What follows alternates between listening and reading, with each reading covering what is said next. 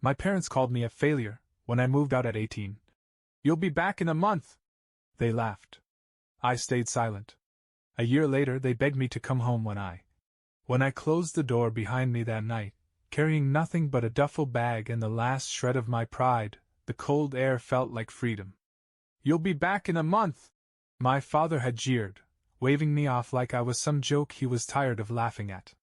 My mother had just smirked, arms folded tight across her chest, as if daring me to try and prove them wrong. I didn't say a word.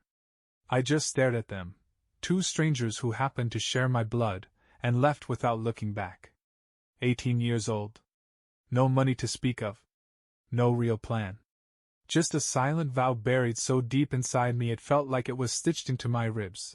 I will never come back. You could say the signs were always there. The way my mother's smile would vanish the moment I opened my mouth. The way my father's patience ran dry before I even finished a sentence. Growing up, it was like living in a minefield. Any step could trigger the next explosion. But the first real hint that I was more burden than son? That came a few months before my birthday. It was late October when I first overheard them. I wasn't trying to eavesdrop, not exactly. I had come home early from my shift at the grocery store, dog-tired and still smelling like stale bread and cleaning supplies. I wasn't even planning to go inside right away. I just sat in the driveway, engine off, window cracked open, trying to gather enough strength to face them. That's when I heard it, their voices, slipping through the kitchen window. "He's a waste of time," my father said, in that dismissive tone he reserved for people he didn't think were worth the air they breathed. "Still working that minimum wage job like it's some big accomplishment," my mother added with a sneer. "Pathetic." I froze, hands still on the ignition key. "You watch," my father continued. "He'll be back here begging before his first rent check's due. Crying like a little boy. And we'll let him squirm," my mother said. "Teach him what real failure feels like." They laughed together, sharp, humorless sounds that seemed to slice through the night. I sat there in the darkness, feeling like I'd been punched in the stomach. Not because their words surprised me, but because they didn't. A part of me had always known. Still, hearing it out loud, like a verdict being read in court, cracked something deep inside me. I didn't go inside right away. Instead, I sat there until the car grew cold, staring at the faint glow of the kitchen window, their laughter still ringing in my ears. That was the moment I decided. I wasn't just going to move out. I was going to disappear from their lives, not with bitterness, not with anger, but with quiet, unshakable finality. I was done trying to earn what was never going to be given. The night I told them I was leaving, the house was already heavy with tension. You could always feel it, like a thunderstorm that never quite broke, a low, suffocating pressure pressing down on you, whispering that something was always about to go wrong. I had rehearsed what I was going to say 100 times in my head. Simple. Direct. No room for them to twist it around or make it about how I was betraying them. But the second I stepped into the living room, where they sat half watching some mindless TV show, the words stuck in my throat. It wasn't fear that made me hesitate. It was the sick, stubborn part of me that still wished, even after everything, that they might react differently. That maybe, just maybe, they'd show a flicker of concern, or pride, or even basic human sadness. Wishful thinking. I stood there for a moment, gripping the strap of my worn-out backpack, then finally said it. "I'm moving out. Tomorrow." At first, they didn't even look up. Then my father chuckled, a dry, bitter sound. "Moving out?" he said, stretching lazily. "With what money? You think that pathetic paycheck of yours is going to keep you alive for a month?" My mother shook her head and smiled, that smile she reserved for when she thought I was being naive. "You'll be back," she said. "Crawling, begging. Mark my words." They laughed then, not nervously, not uncomfortably, but hard, cruel laughter that echoed off the cheap paneling on the walls. It should have made me angry. Instead, it made me colder. Sharper. It solidified the decision that had, until that moment, been fragile. I didn't argue. I didn't shout or defend myself. I just stood there and let their words wash over me like dirty water. And in the silence between their laughs, I made another promise to myself. No matter what happens, I will never give them the satisfaction of seeing me fall. I turned on my heel and walked back to my room, shutting the door behind me for the last time. That night I barely slept. I stuffed what little I owned into a battered duffel bag, some clothes, my old laptop, a stack of notebooks filled with dreams I hadn't dared to say out loud. Everything else, trophies from sports I didn't love, school awards they barely noticed, I left behind. Let them keep the empty shells. I was taking the only thing that mattered, my future. At dawn, I slipped out quietly. No goodbyes. No second chances.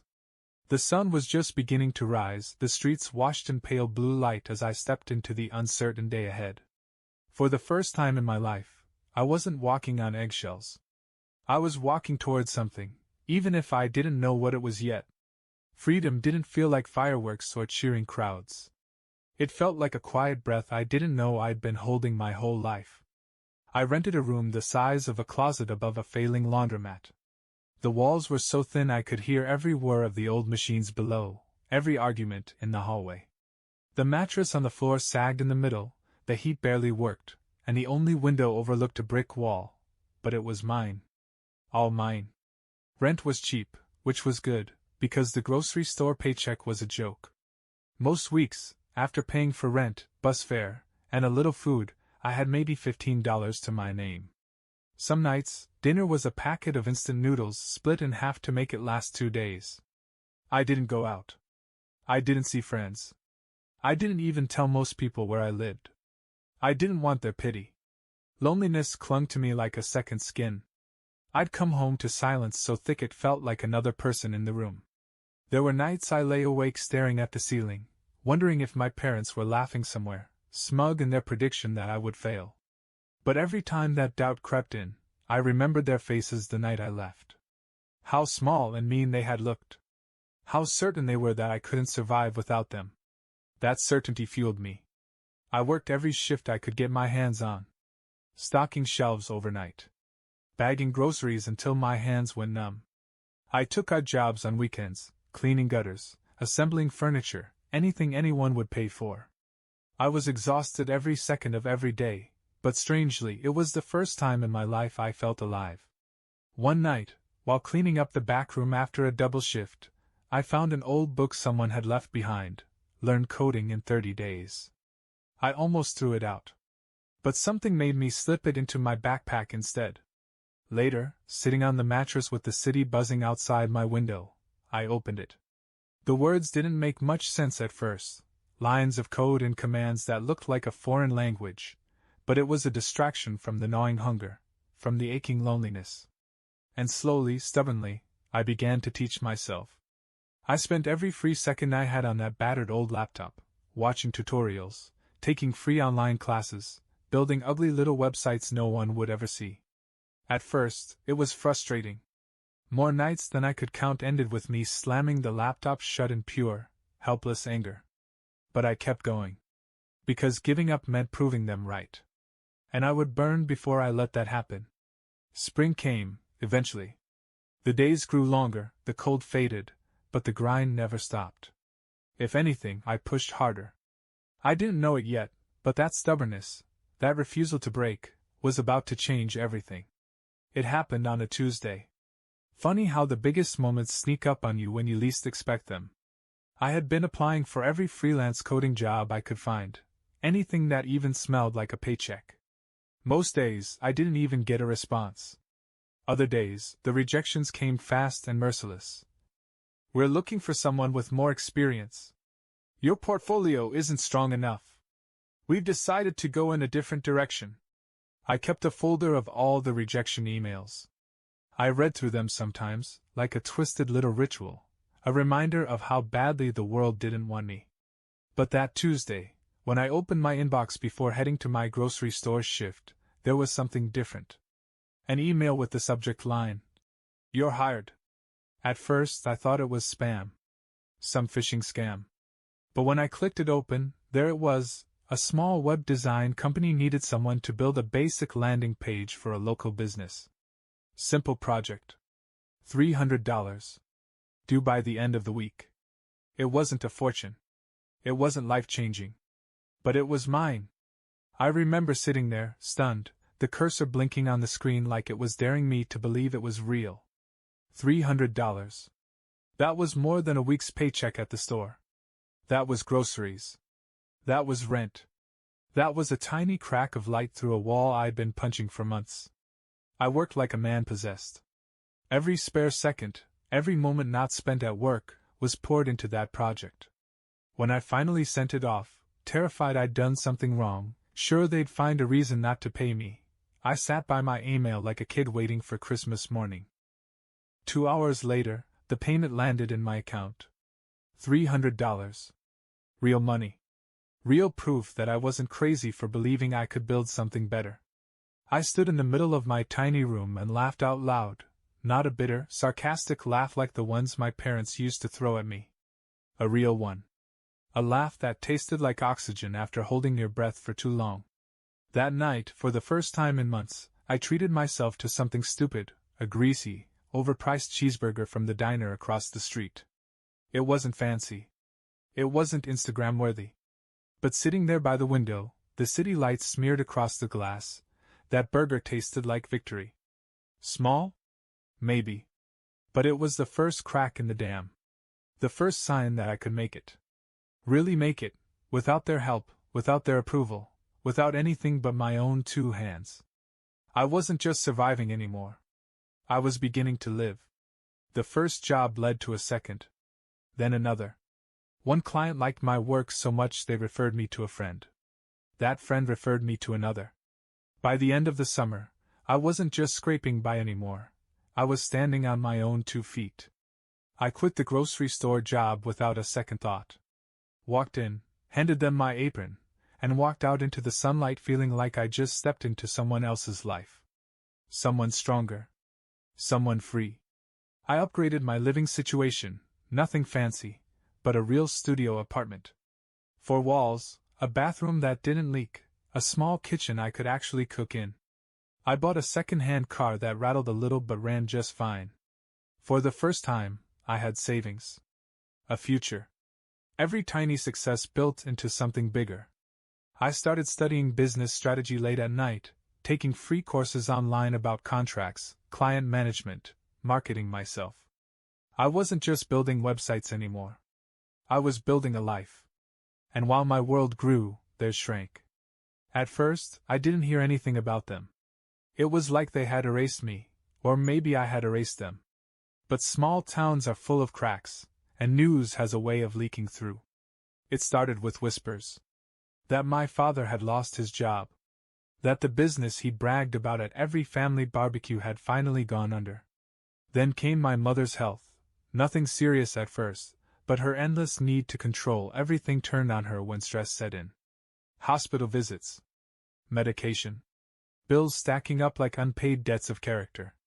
They had spent their whole lives tearing others down, and now, when they needed support, there was no one left willing to catch them. Funny how that works.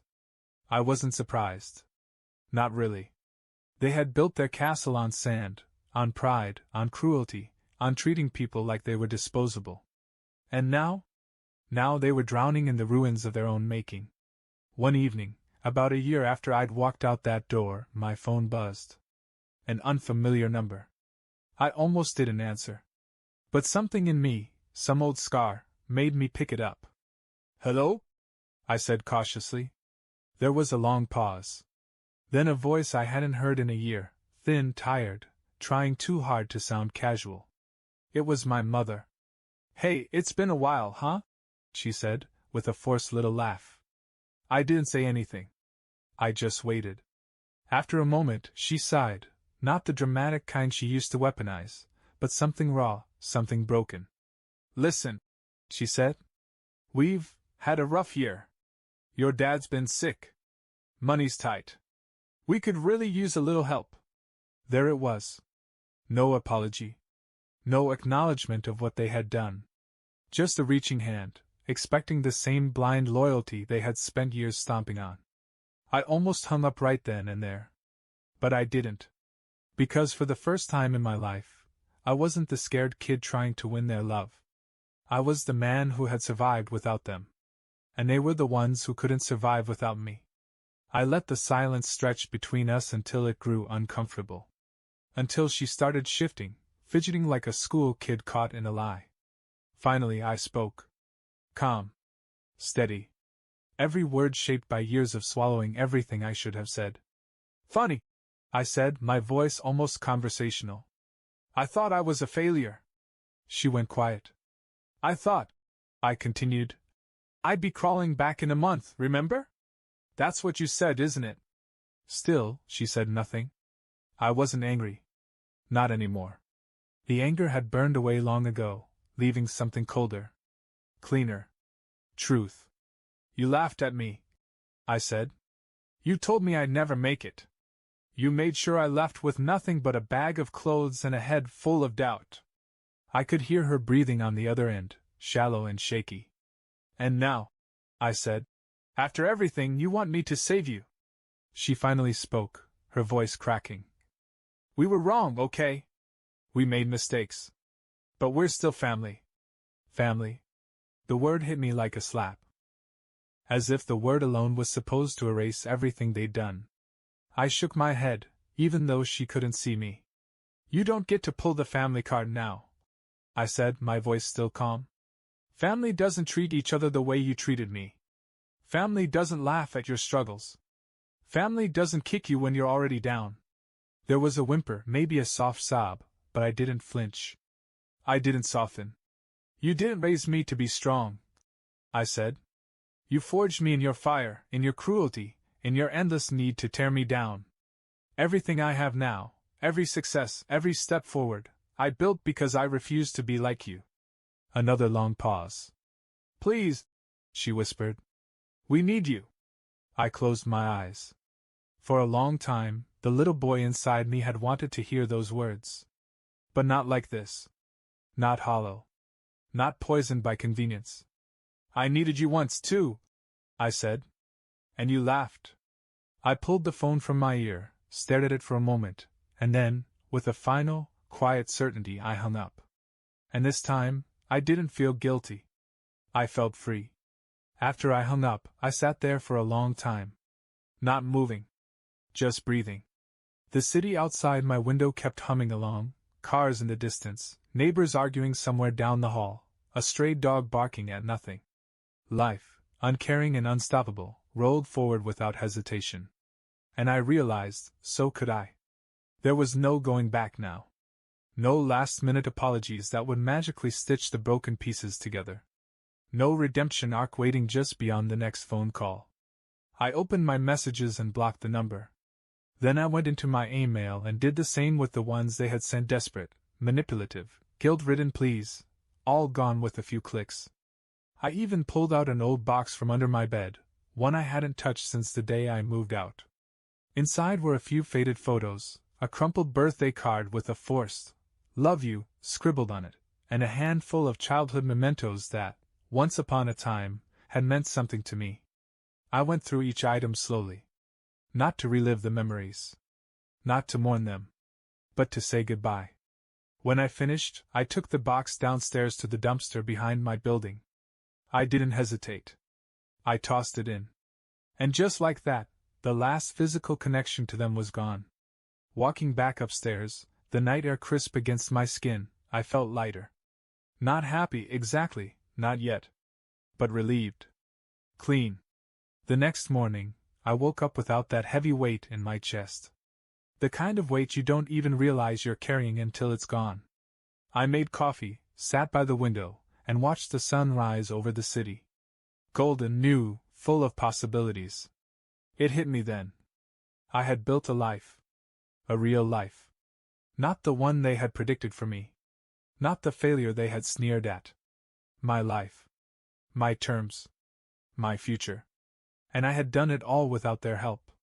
In spite of them. Maybe someday they'd sit in their crumbling little world, wondering how it all fell apart. Maybe they'd blame bad luck, or sickness, or betrayal. But deep down they'd know. They had done it to themselves. Me? I was too busy living to care. The strange thing was, once I cut them out for good, opportunities started coming faster than I could have imagined. It was like clearing the rot out of my life made room for better things. Real friends, the kind who didn't keep score. A mentor, someone who believed in my ideas and pushed me to dream bigger. Even small kindnesses, strangers recommending me for jobs, clients paying early, a neighbor offering a ride when my car broke down, things that never seemed to happen before. For so long, I thought loyalty meant carrying dead weight until it crushed you. That you had to keep sacrificing for people just because they shared your blood. But the truth was simpler and so much sharper. Family isn't who shares your DNA. Family is who shows up when you have nothing to offer but yourself. Family is who roots for you even when they gain nothing from your success. I used to wonder if cutting ties made me a bad person. If refusing to help them now, when they were desperate, meant I was cold or cruel. But standing at the edge of my new life, watching the sun climb higher over the city skyline, I realized something. They made me choose. Them or me.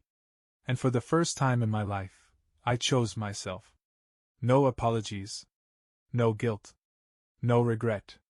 Not every story ends with forgiveness. Not every wound is meant to heal.